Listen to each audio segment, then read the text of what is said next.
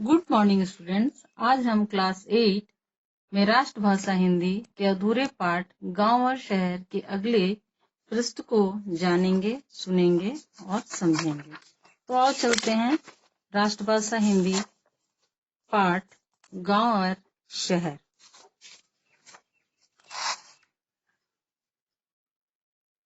पिछले वीडियो में मैं चर्चा की थी कि दादाजी रामधन और गोपी को समझाते हैं कि गांव और शहर एक दूसरे के पूरक हैं। हाँ बच्चों, गांव से कच्चा माल शहर में जाता है और वहां से तैयार किए गए माल सभी जगह वितरित होते हैं।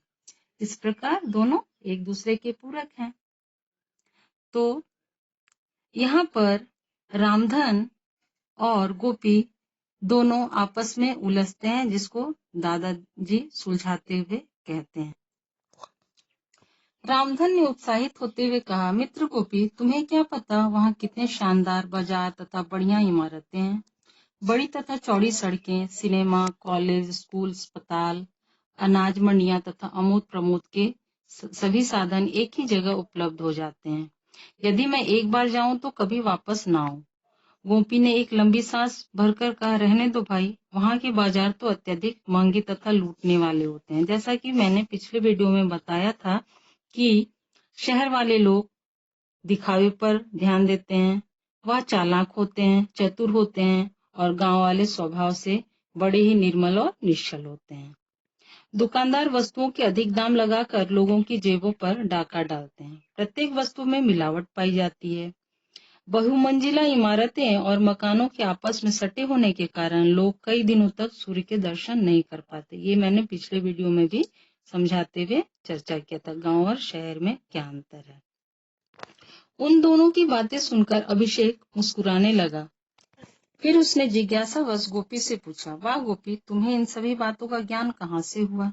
तुम तो कभी शहर भी नहीं गए। गोपी ने खुश होकर कहा, भैया, शहर के बहुत से लोग कभी कभी गांव आते रहते हैं, उन्हीं से ही शहर के बारे में जानकारी प्राप्त होती है।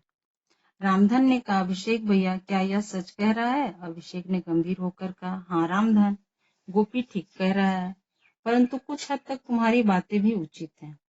शहरी चकाचौंध से प्रभावित होकर बहुत से लोग गांव के लोग शहर की ओर पलायन कर रहे हैं, यानी कि जा रहे हैं, जिससे शहरों की जनसंख्या अत्यधिक बढ़ रही है।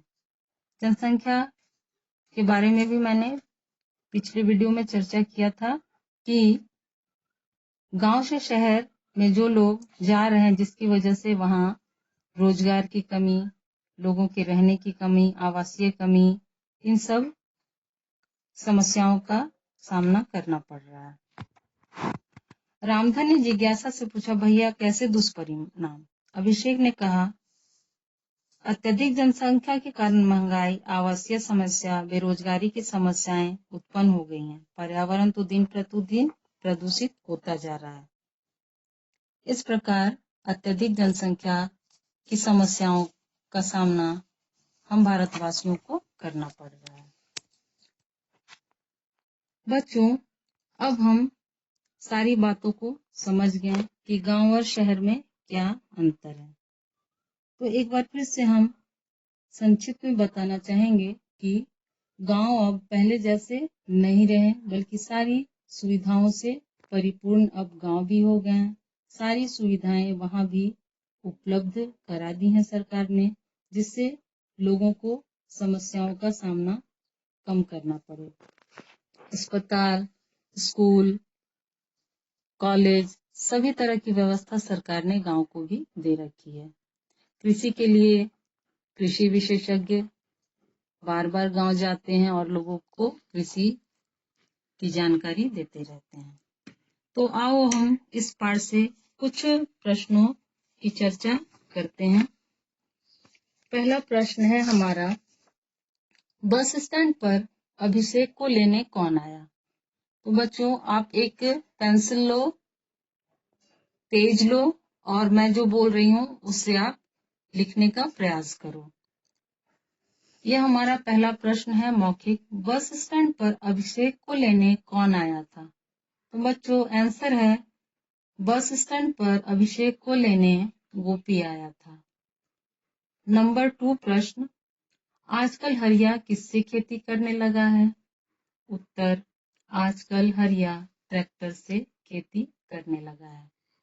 धनिया, नेक्स्ट क्वेश्चन नंबर 3, धनिया कौन था?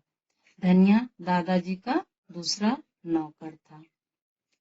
क्वेश्चन नंबर 4, कैसा परिवार सुखी परिवार होता है? उत्तर, छोटा परिवार सुखी परिवार होता है। क्वेश्चन नंबर 5, किसानों को खेती के वैज्ञानिक ढंगों से कौन परिचित कराता है? उत्तर, किसानों को खेती के वैज्ञानिक ढंगों से कृषि विशेषज्ञ परिचित कराते हैं। अब हम नेक्स्ट क्वेश्चन की ओर चलते हैं। लिखित प्रश्न, अभिषेक को गांव क्यों प्रिय था? बच्चों, आप पेंसिल लो और बुक का पेज नंबर 26 खोलो और लाइन नंबर 2 से प्रश्न के उत्तर अंडरलाइन करो। मैं थोड़ी सी सहायता कर रही हूँ आपकी, ताकि आप प्रश्नों के उत्तर सही सही लिख सको। क्वेश्चन नंबर 2, रामधन हमेशा शहरों का गुणगान क्यों करता था? Page number 27 line number 5 underline करो। नंबर 3 क्वेश्चन, गांव के लोग शहर की ओर पलायन क्यों कर रहे हैं? Page number 27 last line number 6 से अंडरलाइन करो आप। नेक्स्ट अगले वीडियो में हम फिर मिलते हैं। धन्यवाद।